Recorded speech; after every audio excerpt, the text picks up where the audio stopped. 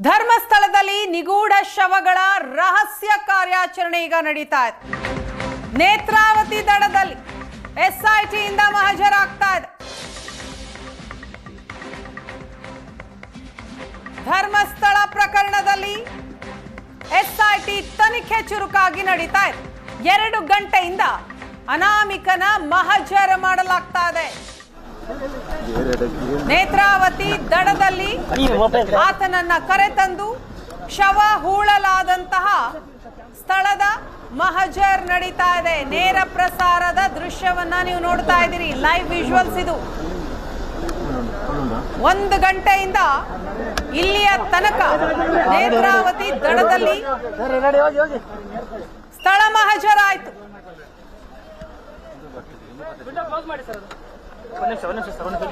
ಸ್ನಾನಘಟ್ಟದ ಪಕ್ಕದ ಅರಣ್ಯ ಪ್ರದೇಶದಲ್ಲಿ ಇಷ್ಟೊತ್ತು ಕೂಡ ಮಹಜರ್ ನಡೆಸಿದಂತಹ ಎಸ್ಐಟಿ ಹೂತ ಜಾಗದ ಸಮಾಧಿಯನ್ನ ಈ ಸಂದರ್ಭದಲ್ಲಿ ಅನಾಮಿಕ ದೂರುದಾರ ತೋರಿಸಿದ್ದಾರೆ. ದೃಶ್ಯದಲ್ಲಿ ನೋಡ್ತಾ ಇದ್ದೀರಿ. ಮಾಸ್ಕ್ ಹಾಕಿಕೊಂಡೇ ಅನಾಮಿಕ ದೂರುದಾರನನ್ನ ಸ್ಥಳಕ್ಕೆ ಕರೆತರಲಾಯಿತು. ಧರ್ಮಸ್ಥಳದ ಕಾಡಲ್ಲಿ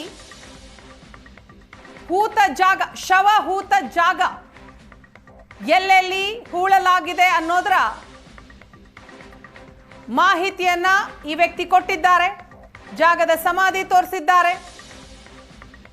ಪರಿಶೀಲನೆ ಕೂಡ ಆಗಿದೆ. ಹಳೆ ಕೇಸ್ ಫೈಲ್ಗಳ ಜೊತೆನೆ ಎಸ್ಐಟಿ ಸ್ಥಳಕ್ಕೆ ಬಂದಿರೋದು. ನಿಗೂಢವಾಗಿ ಸತ್ತವರ ಕೇಸ್ ಫೈಲ್ ಜೊತೆ ಬಂದಿದ್ದಾರೆ. ದೃಶ್ಯದಲ್ಲಿ ನೋಡ್ತಾ ಇದ್ದೀರಿ. ನೇತ್ರಾವತಿ ತೀರದಲ್ಲಿ ಬುರುಡೆ ತಂದಂತಹ ಜಾಗದಲ್ಲಿ ಮಹಜರಾಯಿತು. ಸಮಾಧಿಗಳಿಂದ ಶವಗಳ ಅವಶೇಷ ತೆಗಿತಾರಾ, ತೆಗಿಯಲ್ವಾ? ಯಾವಾಗ ತೆಗೆಯಲಾಗತ್ತೆ? ಕುತೂಹಲ ಮೂಡಿಸಿದೆ ಎಸ್ಐಟಿ ಅಧಿಕಾರಿಗಳ ನಡೆ. ನೇತ್ರಾವತಿ ಸ್ನಾನಘಟ್ಟದ ಪಕ್ಕದ ಅರಣ್ಯ ಪ್ರದೇಶ. ಆ ಪ್ರದೇಶದಲ್ಲಿ ಸುಮಾರು 2 ಗಂಟೆಗಳ ಕಾಲ ಮಹಜರಾಯಿತು. ಈ ಸಂದರ್ಭದಲ್ಲಿ ಎಸ್ಐಟಿ ಅಧಿಕಾರಿಗಳಿದ್ರು, ಎಫ್ಎಸ್ಎಲ್ ತಜ್ಞರಿದ್ರು. ದೂರುದಾರನನ್ನ ಕೂಡ ಕರೆತರಲಾಗಿತ್ತು. ಮುಖಕ್ಕೆ ಮಾಸ್ಕ್ ಅನ್ನ ಹಾಕಿಸಿಯೇ ಸ್ಥಳಕ್ಕೆ ಕರೆತರಲಾಗಿತ್ತು. ತಲೆ ಬುರುಡೆ ತಂದಂತಹ ಜಾಗ, ಆ ಜಾಗದ ಪರಿಶೀಲನೆ. ಲೈವ್ ವಿಜುವಲ್ಸ್ ಅನ್ನ ಈಗ ನೋಡ್ತಾ ಇದ್ದೀರಿ. ಧರ್ಮಸ್ಥಳದಿಂದ ಬರ್ತಾ ಇರುವಂತಹ ವಿಜುವಲ್ಸ್ ಇದು.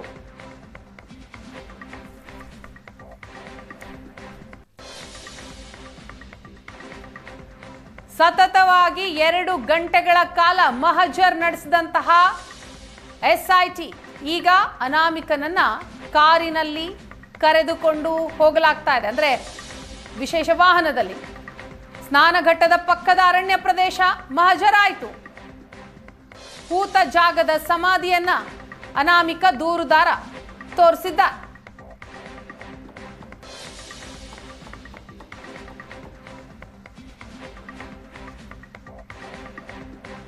ಬಿಗಿ ಭದ್ರತೆಯಲ್ಲಿ ಅನಾಮಿಕ ದೂರುದಾರನನ್ನ ಕರೆದುಕೊಂಡು ಹೋಗಲಾಗ್ತಾ ಇದೆ. ನೇತ್ರಾವತಿ ತೀರದಲ್ಲಿ ಬುರುಡೆ ತಂದಂತಹ ಜಾಗ, ಅದರ ಮಹಜರಾಯಿತು. ಎಲ್ಲೆಲ್ಲಿ ಶವಗಳನ್ನ ಹೂಳಲಾಗಿತ್ತು ಆ ಹೂತ ಜಾಗದ ಸಮಾಧಿ, ಅದನ್ನ ಅನಾಮಿಕ ದೂರುದಾರ ತೋರಿಸಿದ್ದಾರೆ. ಸತತ 2 ಗಂಟೆ ನಡೆದಂತಹ ಮಹಜರ್. 15 ಜಾಗಗಳನ್ನ ಗುರುತಿಸಿರುವ ದೂರುದಾರ. ಗುರುತಿಸಿದ ಜಾಗಗಳಲ್ಲಿ ನಂಬರ್ ಬೋರ್ಡ್ ಅಳವಡಿಕೆ. ಕಾಡಿನ ಒಳಭಾಗದ 1 ಕಿಲೋಮೀಟರ್ನಷ್ಟು ದೂರ ಮಹಜರ್ ನಡೆಸಲಾಯಿತು. ಒಟ್ಟು 15 ಜಾಗಗಳನ್ನ ದೂರುದಾರ, ಅನಾಮಿಕ ದೂರುದಾರ ಗುರುತಿಸಿದ್ದಾರೆ ಅನ್ನುವಂತಹ ಮಾಹಿತಿಗಳು ಲಭ್ಯ ಆಗ್ತಾ ಇದೆ. ಗುರುತಿಸಿದ ಜಾಗ, ಆ ಜಾಗಗಳಲ್ಲಿ ನಂಬರ್ ಬೋರ್ಡ್ ಅನ್ನ ಕೂಡ ಎಸ್ಐಟಿ ಅಧಿಕಾರಿಗಳು ಅಳವಡಿಸಿದ್ದಾರಂತೆ. ಕಾಡಿನ ಒಳಭಾಗದ ಸುಮಾರು 1 ಕಿಲೋಮೀಟರ್ನಷ್ಟು ದೂರದವರೆಗೂ ಮಹಜರ್ ನಡೀತು. ಅನಾಮಿಕ ಎಲ್ಲೆಲ್ಲಿ ಸ್ಥಳವನ್ನ ತೋರಿಸಿದ್ದಾರೋ ಆ ಎಲ್ಲ ಸ್ಥಳ ಮಹಜರ್ ಮಾಡಿದ್ದಾರೆ SIT ಅಧಿಕಾರಿಗಳು. 2 ಗಂಟೆಗಳ ಕಾಲ ಇದೇ ಸ್ಥಳದಲ್ಲಿ, ಇದೇ ಜಾಗದಲ್ಲಿ, ನೇತ್ರಾವತಿ ಪಕ್ಕದ ಅರಣ್ಯ ಪ್ರದೇಶದಲ್ಲಿ ಮಹಜರ್ ನಡೀತು. ಈ ಕುರಿತಾಗಿ ಮಾಹಿತಿಯನ್ನ ಕೊಡ್ತಾರೆ ನಮ್ಮ ಮಂಗಳೂರು ಪ್ರತಿನಿಧಿ ಭರತ್. ಇದೀಗ ನಮ್ಮ ಜೊತೆ ಸಂಪರ್ಕದಲ್ಲಿದ್ದಾರೆ. ಭರತ್, ಕಳೆದ 2 ದಿನ 8 ತಾಸು 7.5 ತಾಸು ವಿಚಾರಣೆ ನಡೆಸಿದಂತಹ SIT ಇವತ್ತು ಸ್ಥಳಕ್ಕೇನೆ ಅನಾಮಿಕ ದೂರುದಾರನನ್ನ ಕರೆತಂದು ಮಹಜರನ್ನ ಮಾಡಿದ್ದಾರೆ. 2 ಗಂಟೆ ನಡೆದಂತಹ ಮಹಜರ್ ಸದ್ಯಕ್ಕೆ ಏನ್ ಅಪ್ಡೇಟ್ ಸಿಗ್ತಾ ಇದೆ?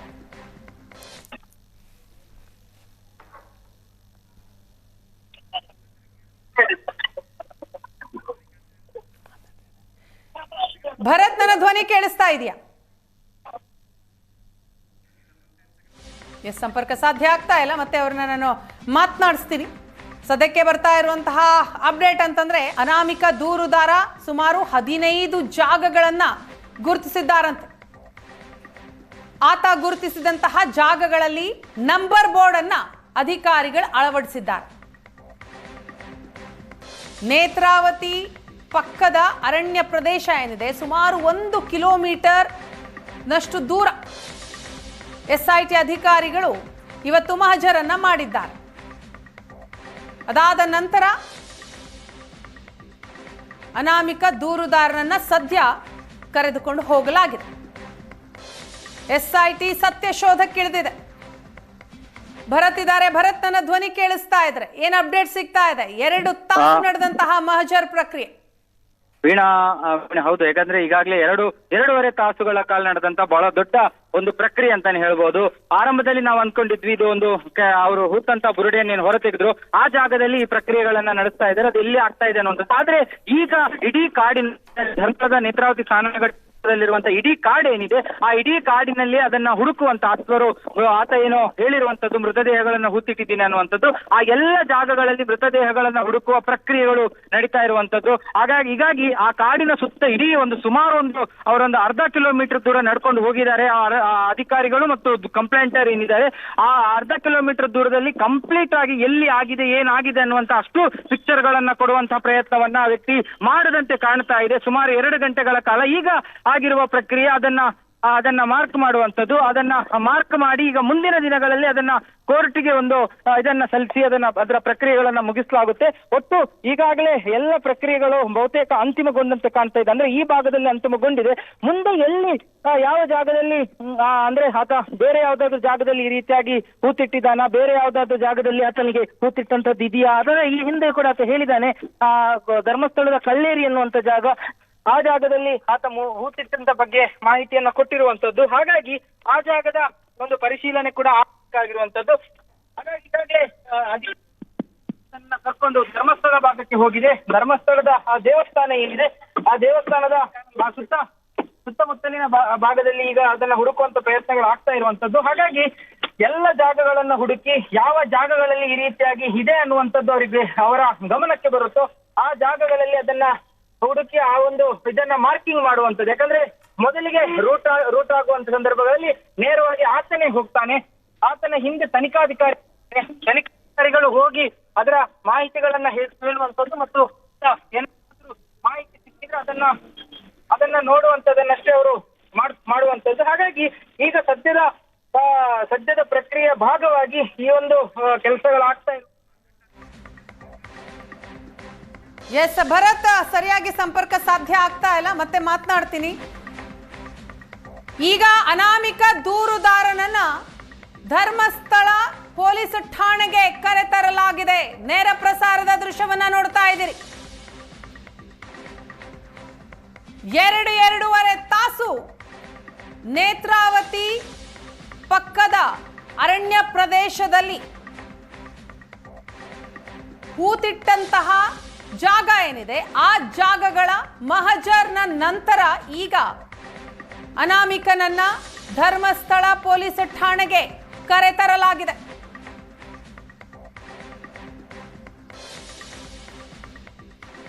ಹಾಗಾದ್ರೆ ಮುಂದಿನ ಪ್ರಕ್ರಿಯೆಗಳು ಹೇಗಿರುತ್ತೆ? ಒಂದು ವೇಳೆ ಶವವನ್ನ ಹೂತು ಕಳೆಬರವನ್ನ ತೆಗೆದ ನಂತರ ಯಾವ ರೀತಿಯ ಪ್ರೊಸೀಜರ್ಸ್ ಇರುತ್ತೆ, ಇದ್ರ ಬಗ್ಗೆ ಮಾತನಾಡೋಣ. ಫಣೀಂದ್ರ ಅವರು, FSL ತಜ್ಞರು ನಮ್ಮ ಜೊತೆ ಸಂಪರ್ಕದಲ್ಲಿದ್ದಾರೆ. ಸರ್ ನಮಸ್ತೆ. ನಮಸ್ತೆ ಮೇಡಮ್. ಸರ್, ಈಗ ಧರ್ಮಸ್ಥಳದಲ್ಲಿ ಆಗ್ತಾ ಇರುವಂತಹ ಪ್ರಕರಣ, ಅನಾಮಿಕ ದೂರುದಾರ ಕೊಟ್ಟಂತಹ ಕೇಸ್ನ ಹಿನ್ನೆಲೆಯಲ್ಲಿ ಇವತ್ತು 2 ತಾಸು ಸ್ಥಳ ಮಹಜರಾಯಿತು. ಸೊ ಅದನ್ನ ಅಗಿಲಿಲ್ಲ, ಎಲ್ಲಿ ಶವಗಳನ್ನ ಹೂತಿಡ್ಲಾಯ್ತೋ ಅದನ್ನ ಇನ್ನೂ ಕೂಡ ಅಗ್ದಿಲ್ಲ. ಒಂದು ವೇಳೆ ಅಗದ ನಂತರ ಅಲ್ಲಿ ಏನಾದ್ರೂ ಕಳೆಬರ ಸಿಕ್ಕರೆ ವಾಟ್ ನೆಕ್ಸ್ಟ್ ಸರ್? ಹೇಗಿರುತ್ತೆ ಪ್ರೊಸೀಜರ್? ಈಗ ಕಳೆಬರ ಸಿಕ್ತು ಅಂತ ಹೇಳಿದ್ರೆ ಇಮಿಡಿಯೇಟ್ ಇನ್ವೆಸ್ಟಿಗೇಷನ್ ಅರೈಸ್ ಆಗೋದು ಅವ್ರು ಇವಾಗ ಇವಾಗ ನರೇಟಿವ್ ಹೇಳ್ತಿದ್ದಾರೆ, ನಾನು 10 ವರ್ಷಕ್ಕೆ ಮುಂಚೆನೋ 12 ವರ್ಷಕ್ಕೆ ಮುಂಚೆನೋ ಅದನ್ನ ನಾನು ಕೂತಿಟ್ಟೆ ಅಂತ ಹೇಳ್ತಿದ್ದಾರೆ. ಆ ಒಂದು ಟೈಮ್ ಲೈನ್ ಪ್ರಕಾರ ಇವ್ರಿಗೆ ಒಂದೇನು ಸ್ಕೆಲೆಟನ್ ಅಂದ್ರೆ ಮುಖದ್ದೇನು ಸ್ಕೆಲೆಟನ್ ತಗೊಂಡ್ಬಂದಿದ್ದಾರೆ, ಬುರುಡೆ ತಂದಿದ್ದಾರೆ, ಅದು ಬುರುಡೆ. ಸೊ ಅದು ಏನಿದೆ, ಸೊ ಅದು ಈ ಒಂದು ಇದಕ್ಕೆ ಮ್ಯಾಚ್ ಆಗತ್ತಾ ಅಥವಾ ಅಲ್ಲಿ ಹೂತಿಟ್ಟಿದ್ದನ್ನ ಎತ್ಕೊಂಡ್ಬಂದು ಅವರು ಕೊಟ್ಟಿರೋದ ಅಥವಾ ಮಿಕ್ಕಿದೆಲ್ಲ ಬೇರೆ ಕಡೆ ಹೂತಿಟ್ಬಿಟ್ಟು ಅಥವಾ ಇನ್ನೊಂದು ಬುರುಡೆ ಸ್ಯಾಂಪಲ್ಗೆ ತಗೊಂಡ್ಬಂದಿರೋದ, ಅದೆಲ್ಲ ಅವ್ರ ನರೇಟ್ ಡಿಫರ್ ಆಗ್ತಾ ಹೋಗುತ್ತೆ. ಅಲ್ಲಿ ಏನಿವಾಗ ಅಗಿಯುವ ಒಂದು ಪ್ರಕ್ರಿಯೆ ನಡಿಬೇಕಿದೆ. ಅದರಲ್ಲಿ ನಮಗೆ ಅಲ್ಲಿ ಸಿಕ್ಕಿರುವಂತ ಕಳೆ ಬರಹ ಒಂದು ಹುಡುಗದ, ಹುಡುಗಿದ ಅಥವಾ ವಯಸ್ಕರಿಂದ ಅಥವಾ ವಯಸ್ಸಾಗಿರೋ ಹೆಣ್ಮಗಳದ, ಓಕೆ, ಮತ್ತೆ ಅದಕ್ಕೆ ಸಂಬಂಧಪಟ್ಟಂತ ಕೆಲವು ಕ್ವಶನ್ಸ್ಗಳನ್ನ ಆನ್ಸರ್ ಮಾಡ್ತಾ ಹೋಗ್ಬೇಕಿರುತ್ತೆ. ಇದರಲ್ಲಿ ನಾವು ಒಂದು ಹಂತಕ್ಕೆ DNA ಲೆವೆಲ್ ಆಫ್ ಎಕ್ಸಾಮಿನೇಷನ್ ಮಾಡಬೇಕಾದ್ರೆ that again depends upon the age of the particular skeletal system. Condition ಅಲ್ಲಿ ಅದನ್ನ ಹೂತಿಟ್ಟಿದ್ದಾರೆ, ಅದೆಲ್ಲ ಒಂದು ಮಟ್ಟಕ್ಕೆ ಸ್ವಲ್ಪ ವ್ಯತ್ಯಾಸ ಬರ್ತಾ ಹೋಗುತ್ತೆ. ಬಟ್ ಸರ್ವೇಸಾಮಾನ್ಯ ಭೂಮಿ ಒಳಗಡೆ ಹೂತಿಟ್ಟೋದ್ರಿಂದ ಒಂದು 6-8 ಅಡಿ ಒಳಗಡೆ ಹೋಗ್ತಾ ಭೂಮಿಯ ಟೆಂಪರೇಚರ್ ಏನಿರುತ್ತೆ ಅದು ಕೂಲ್ ಆಗಿರುತ್ತೆ. ಸೊ ಆ ಒಂದು ಕಾರಣಕ್ಕೆ there is one chance, okay, DNA level of expect ಮಾಡುವಂತ ಸಾಧ್ಯತೆಗಳು ಈ ಒಂದು ಪ್ರಕರಣದಲ್ಲಿ ಇರಬಹುದಿರುತ್ತೆ. But yet it is subjective. ಅಂದ್ರೆ ಸರ್, ಈಗ ಎಷ್ಟೇ ವರ್ಷ ಆದರೂ ಕೂಡ ಅದನ್ನ ತನಿಖೆ ಮಾಡಬಹುದಾ, ಇನ್ವೆಸ್ಟಿಗೇಷನ್ ಮಾಡಬಹುದಾ, ಅದನ್ನ ಪರೀಕ್ಷೆಗೆ ಒಳಪಡಿಸಬಹುದಾ? ಈಗ ಏನೇ ಬುರುಡೆ ಸಿಕ್ಕಿರಬಹುದು ಅಥವಾ ಕಳೆಬರ ದೇಹದ ಇತರೆ ಭಾಗಗಳು ಸಿಕ್ಕರೆ, ಅಸ್ಥಿಪಂಜರ ಸಿಕ್ಕಂತಹ ಸಂದರ್ಭದಲ್ಲಿ ಮೇಡಮ್ ಎಕ್ಸಾಮಿನೇಷನ್ ಮಾಡ್ಲಿಕ್ಕೆ ಆಗೋದಿಲ್ಲ ಅಂತ ಹೇಳಕ್ ಆಗೋದಿಲ್ಲ. But the question is that what kind of question is to be answered. ಅಂದ್ರೆ ಅಲ್ಲಿ ಕಳೆಬರಹದ ವಿಚಾರವಾಗಿ ನಿಮ್ಮ ಪ್ರಶ್ನೆ ಏನಿದೆ, ಅದು ಯಾವಾಗ ಸಾಯಿಸಿದ್ದು ಅಂತನೋ ಅಥವಾ ಹೇಗೆ ಸಾಯಿಸಿದ್ರು ಅಂತನೋ ಅದೆಲ್ಲ ಪ್ರಶ್ನೆ ಬೇರೆ. ಈ ಕಳೆಬರಹ ಯಾರಿಗೆ ಸಂಬಂಧಪಟ್ಟಿದ್ದು ಅದಕ್ಕಿರೋ ಎಕ್ಸಾಮಿನೇಷನ್ ಬೇರೆ. ಸಿಗೋ ಚಾನ್ಸಸ್ ಎಷ್ಟು ಸರ್ ಫಣೀಂದ್ರ ಸರ್? ಈ ರೀತಿ ಸುಮಾರು ವರ್ಷಗಳ ಹಿಂದೆ ಹೂತಿಟ್ಟಂತಹ ಶವ, ಸೊ ಅದು ಸಿಗುವಂತಹ ಚಾನ್ಸಸ್ ಎಷ್ಟು ಅಂತ? ಅಲ್ಲಲ್ಲ, ಎಷ್ಟೋ ಕೇಸ್ಗಳಲ್ಲಿ 200-300 ವರ್ಷ ಆದ್ಮೇಲೆ ಸಿಕ್ಕಿರುವಂತ ಕಳೆಬರಹ ಕೂಡ ಎಕ್ಸಾಮಿನೇಷನ್ ಮಾಡಿ ಸಾಕಷ್ಟು ಇನ್ಫಾರ್ಮೇಶನ್ ತೆಗ್ದಿದ್ದಾರೆ. ಕೆಲವು ಕೇಸ್ಗಳಲ್ಲಿ 1-2-3 ತಿಂಗಳಾದ್ಮೇಲೆ ಕೂಡ ಇನ್ಫಾರ್ಮೇಶನ್ ಸಿಗದಿರೋ ಪ್ರಕರಣಗಳು ಕೂಡ ಇದೆ. ಸೊ ಅದಕ್ಕೋಸ್ಕರ again again stressing up on the word subjective ಅಂತ. ಈ ಸಿಕ್ಕಂತ ಕಳೆಬರಹ ಯಾವ ಕಂಡೀಷನ್ ಅಲ್ಲಿ ಅದನ್ನ ಮಣ್ಣು ಮಾಡಿದ್ರು ಅಂತ ನಮ್ಗೆ ಗೊತ್ತಿಲ್ಲ. ಓಕೆ, ಅಂದ್ರೆ ಆಸ್ ಇಟ್ ಇಸ್ ತಗೊಂಡೋಗಿ ಮಣ್ಣು ಮಾಡಿದ್ರ ಅಥವಾ ಅದಕ್ಕೇನಾದ್ರು ಇವ್ರು ಬೆಂಕಿ ಹಾಕಿ ಸುತ್ತ ಹಾಕಿ ಪ್ರಯತ್ನಗಳು ಮಾಡೋ ಪ್ರಯತ್ನಗಳು ಮಾಡಿದ್ರೆ ಇನ್ನು ಏನು ಯಾರಿಗೂ ಗೊತ್ತಿಲ್ಲ ವಿಚಾರ. ಅದು ಇನ್ವೆಸ್ಟಿಗೇಷನ್ ಮಾಡಬೇಕಾದಾಗ ಆಚೆ ಬರ್ಬೇಕಿರುವಂತ ಕೆಲವು ವಿಚಾರಗಳವೆಲ್ಲ ಎಕ್ಸಾಮಿನೇಷನ್ ಮಾಡಿದಾಗ ಅದೆಲ್ಲ ಗೊತ್ತಾಗುತ್ತೆ. ಅಂದ್ರೆ ಅದು ಸಾಧಾರಣವಾಗಿ ಅಂತ ಎಸ್ ಗೊತ್ತಾಗತ್ತೆ. ಅಂದ್ರೆ ಅನ್ಯಾಚುರಲ್ ಕಂಡೀಷನ್, ನ್ಯಾಚುರಲ್ ಕಂಡೀಷನ್ ಅಂತ ಹೇಳ್ಬಿಟ್ಟು ಅದು ಗೊತ್ತಾಗತ್ತೆ. ಓಕೆ, ಸೊ ಅದರ ಆಧಾರಿತವಾಗಿ ಫರ್ದರ್ ಇನ್ವೆಸ್ಟಿಗೇಷನ್ ನರೇಟಿವ್ಸ್ ಎಲ್ಲ ಮ್ಯಾಚ್ ಮಾಡ್ತಾ ಹೋಗ್ಬೇಕಿರುತ್ತೆ. ಸರ್, ಮಣ್ಣು ಕೂಡ ಇಂಪಾರ್ಟೆಂಟ್ ಆಗುತ್ತಾ? ಮಣ್ಣು ಅಂದ್ರೆ ಯಾವ ಟೆಂಪರೇಚರು ಇಂಪಾರ್ಟೆಂಟ್ ಆಗುತ್ತೆ. ಮತ್ತೆ ಮಣ್ಣು ಅಂತ ನೀವು ಏನ್ ಪ್ರಶ್ನೆ ಕೇಳಿದೀರಾ, ಆ ಬುರುಡೆ ಏನ್ ಸಿಕ್ಕಿದೆ, ಆ ಬುರುಡೆ ಸಿಕ್ಕಂತ ಮಣ್ಣು, ಆ ಬುರುಡೆ ಜಾಗದಲ್ಲಿ ಸಿಗುವಂತ ಮಣ್ಣು ಅದನ್ನು ಇಟ್ಕೊಂಡು ಮಿಕ್ಕಿದ ದೇಹದ ಒಂದು ಸ್ಕೆಲೆಟಲ್ ಸಿಸ್ಟಮ್ ಏನಿದೆ ಅದು ಅದೇ ಬುರುಡೆಗೆ ಸಂಬಂಧಪಟ್ಟಿದ್ದ ಅಥವಾ ಅದೇ ಜಾಗ ಒಟ್ಟಿಗೆ ಹೂತಾಕಿಟ್ಟಿದ್ದ ಅದೆಲ್ಲ ನೋಡ್ಬೇಕಿರುತ್ತೆ. ಓಕೆ, ಸೊ ಆ ಒಂದು ಲೆವೆಲ್ಗೆ ಮಣ್ಣು ತುಂಬಾ ಇಂಪಾರ್ಟೆಂಟ್ ಆಗುತ್ತೆ ಮೇಡಮ್. ಅಂದ್ರೆ ಬುರುಡೆ ಕೂಡ ಮಣ್ಣಿನ ಒಂದು ಸೂಕ್ಷ್ಮಗಳು ಸಿಕ್ಕಿದ್ದು ಅದನ್ನ ಇಟ್ಕೊಂಡು ಫರ್ದರ್ ಎಕ್ಸಾಮಿನೇಷನ್ ಮಾಡ್ಲಿಕ್ಕೆ ಟು ಐಡೆಂಟಿಫೈ ದ ಟೊಪೋಗ್ರಫಿ, ಎಲ್ಲಿ ಯಾವ ಜಾಗದಲ್ಲಿ ಮಣ್ಣು ಮಾಡಿದ್ರೆ ಹೇಳ್ತಾರೆ, ಅಲ್ಲಿನೇ ಮಣ್ಣು ಮಾಡಿದ್ರಾ ಅಂತ ಪ್ರಶ್ನೆ ಮಾಡ್ಬೇಕಂದ್ರೆ ಆ ಮಣ್ಣಿನ ಒಂದು ಸ್ಯಾಂಪಲ್ಸ್ಗಳ ಒಂದು ಇದು ಇಂಪಾರ್ಟೆಂಟ್ ಬರುತ್ತೆ ಕೇಸಲ್ಲಿ. ಸೊ ಎಕ್ಸಾಮಿನೇಷನ್ ಚಾಲೆಂಜಸ್ಗಳು ಇರುತ್ತಾ ಫಣೀಂದ್ರ ಅವರೇ? ಅಷ್ಟೇ any case for that matter, every case begins with challenges only. Okay. ಈ ಒಂದು ಕೇಸಲ್ಲಿ ನಮ್ಗೆ ಚಾಲೆಂಜಸ್ ಇರುವಂತದ್ದು ಆ ಟೈಮ್ ಲೈನ್ ಎಷ್ಟು ಹಳೆದಾಗಿದೆ ಆ ಒಂದು ಕೇಸ್. ಅಂದ್ರೆ ಅವ್ರು ಹೇಳ್ತಿರೋದು ಸರಿಸುಮಾರು ಅಂದಾಜು ವಯಸ್ಸಿನ ಅಂದಾಜು ವರ್ಷದ ಹೇಳ್ತಿದಾರೆ ಅವರು.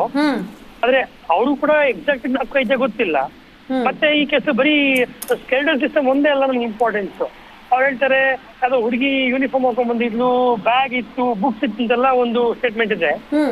ಸೊ ಅದೆಲ್ಲ ಕೂಡ ಆ ಜಾಗದಲ್ಲಿ ಸಿಗತ್ತಾ, ಕೊರಬೇಡ ಆಗತ್ತಾ, ಅದು ನಾವು ಕಾದ್ ನೋಡ್ಬೇಕಾಗಿರುವಂತ ಕೆಲವು ಪ್ರಶ್ನೆಗಳಿವೆಲ್ಲ. ಸಾಮಾನ್ಯವಾಗಿ ಎಷ್ಟು ಸಮಯ ಹಿಡಿಯತ್ತೆ ಫಣೀಂದ್ರ ಅವರೇ ಈ FSL ರಿಪೋರ್ಟ್ ಬರೋದಕ್ಕೆ ಇಂತಹ ಒಂದು ಕಂಡೀಷನ್ ನಲ್ಲಿ? This is a qualitative approach ಇದು.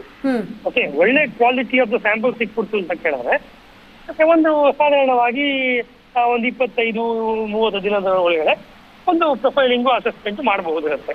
ಮ್ಯಾಕ್ಸಿಮಮ್ ಅಂದ್ರೆ ಒನ್ ಮಂತ್. ಹೌದೌದು. ಆದ್ರೆ ಈ ತರ ಪ್ರಕರಣಗಳಲ್ಲಿ ಏನಾಗುತ್ತೆ ಮೇಡಮ್, ಒಂದೇ ಕೇಸಿಗೆ ಸಂಬಂಧಪಟ್ಟಂತೆ ಹಲವಾರು ಅಸ್ಥಿ ಪಂಜರಗಳು ಸಿಕ್ತು ಅಂತ ಕೇಳಿದ್ರೆ ಅಷ್ಟು ಅಸ್ಥಿ ಪಂಜರಗಳ ಒಂದು ಕೇಸ್ ರೆಫ್ರಿಜರೇಷನ್ ಒಂದೇ ಇರುತ್ತದೆ. ಸೊ FSL ಕಳಿಸ್ಬೇಕಾದ್ರೆ ಒಂದು 8-10 ಕೂಡ ಒಟ್ಟಿಗೆ ಕಳಿಸ್ತಾರೆ ಅವರು. ರಿಪೋರ್ಟ್ ಬರ್ಬೇಕಾದ್ರೆ 8-10 ಒಟ್ಟಿಗೆ ರಿಪೋರ್ಟ್ ಬರ್ಬೇಕಿದೆಯಲ್ಲ, ಅವಾಗ ಏನಾಗುತ್ತೆ ಎಲ್ಲಾ ಇದ್ರದ್ದು ಒಟ್ಟಿಗೆ ಡಿಲೇ ಆಗುತ್ತದೆ. ಸೊ ಅದು ಯಾವ ರೀತಿಯಲ್ಲಿ ಪೊಲೀಸ್ನವರು ಅದನ್ನ ಕಳಿಸ್ಕೊಡ್ತಾರೆ ಅದ್ ನೋಡ್ಬೇಕಾಗುತ್ತೆ. ನಾವು ಒಂದೊಂದೇ ಸ್ಯಾಂಪಲ್ಗಳನ್ನ ಕಳಿಸ್ಕೊಡ್ತಾರ ಅಥವಾ ಎಲ್ಲ ಒಟ್ಟಿಗೆ ಕಳಿಸ್ಕೊಟ್ಬಿಟ್ಟು ಒಟ್ಟಿಗೆ ರಿಪೋರ್ಟ್ ಎಕ್ಸ್ಪೆಕ್ಟ್ ಮಾಡ್ತಾರ, ಅದು ಇನ್ವೆಸ್ಟಿಗೇಷನ್ ಆಫೀಸರ್ಗೆ ಬಿಟ್ಟು ಅಂತ ಒಂದು ಡಿಸ್ಕ್ರಿಪ್ಷನರಿ ಪವರ್ ಅದು. Yes right. Thank you so much Phanindra ಅವರೇ.